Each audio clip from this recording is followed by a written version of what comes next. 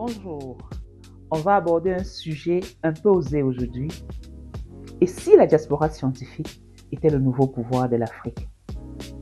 Quand on parle de diaspora scientifique, c'est l'ensemble des scientifiques, des experts, des ingénieurs qui vivent en dehors de leur pays d'origine et qui se retrouvent dans d'autres continents tout en maintenant un certain lien sur le plan économique, social, culturel et autres avec leur pays d'origine. Selon le World Economic Forum, la diaspora africaine est l'une des plus grandes populations diasporaïques dans le monde, avec plus de 200 millions de personnes. On rappelle, en 2012, lors de la conférence des chefs d'État à Sandton, en Afrique du Sud, l'Union africaine a appelé la diaspora la 6e région, après les 5 autres régions qui sont l'Afrique australe, l'Afrique centrale, l'Afrique de l'Est, l'Afrique de l'Ouest, l'Afrique du Nord. Et cette diaspora inclut non seulement les originaires d'Afrique, mais aussi les afro-descendants appartenant aux Caraïbes, à l'Amérique du Sud et toutes les autres parties du monde. Quand on voit une masse d'intellectuels se déplacer de leur pays d'origine vers un pays d'accueil, on pense très vite à la fuite des cerveaux, qu'on appelle brain drain, et cela a des conséquences énormes sur le plan économique. Le pays a parfois participé à la formation de ces intellectuels, et puis il n'y a pas retour sur investissement entre griffes.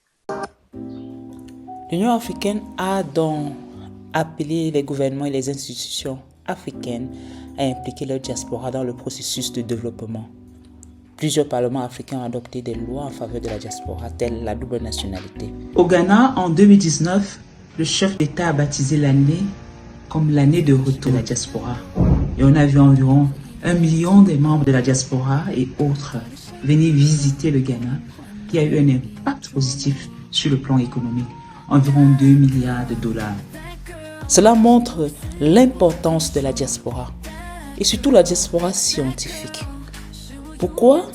Parce qu'elle a l'expertise nécessaire dans tous les domaines. La santé, l'énergie, l'environnement, l'agriculture et même les domaines de pointe. Cette diaspora peut former cette nouvelle génération des Africains dans ces différents domaines. Deuxièmement, les membres de la diaspora sont à même de s'asseoir à la table de décision, aider dans la signature des contrats, des conventions, des partenariats entre leur pays d'origine et leur pays d'accueil, parce qu'ils ont l'expertise nécessaire, ils connaissent les réalités de ces pays. Troisièmement, ils appartiennent à des grands réseaux, ils connaissent les philanthropes, les circuits de financement. On ne peut pas oublier le fait qu'ils envoient des fonds dans leur pays d'origine qui parfois dépassent l'aide au développement et même les investissements étrangers directs. En gros, la diaspora pourrait devenir un moteur de développement et de leadership en Afrique. Pourquoi la diaspora ne retourne pas massivement? Le contexte sécuritaire et la qualité de vie n'est pas toujours favorable.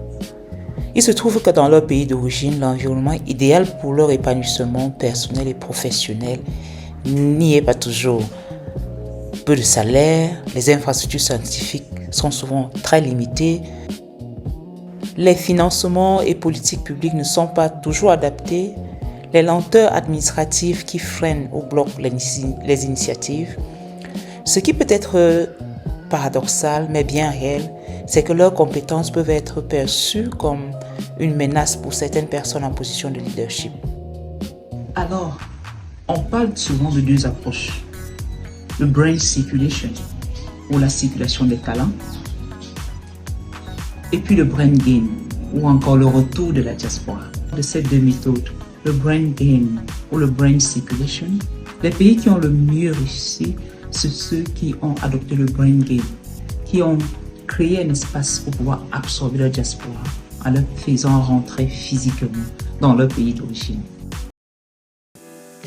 Au cours des dernières décennies, les économies avancées telles que la Chine, les États-Unis, Singapour ont donné la priorité à l'engagement des réseaux de connaissances des diasporas pour pouvoir développer leur système scientifique et ils sont classés parmi les meilleurs sur le plan mondial.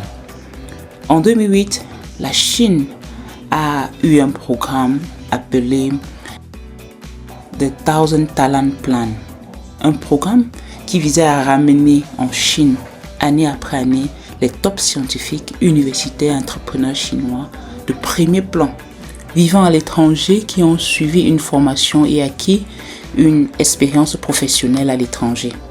Alors, leur intégration dans l'entreprise scientifique chinoise a été largement reconnue parce que cela a apporté des compétences qui ont mis le système scientifique chinois parmi les plus productifs et compétitifs au monde.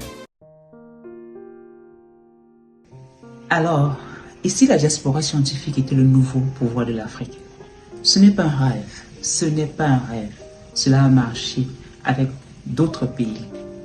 Et puis ça peut marcher si nous pouvons créer une passerelle entre ceux qui sont partis et ceux qui sont restés. Le président Thabo Mbeki disait « L'Afrique ne pourra se développer qu'en mobilisant toutes ses ressources, y compris celles de la diaspora ».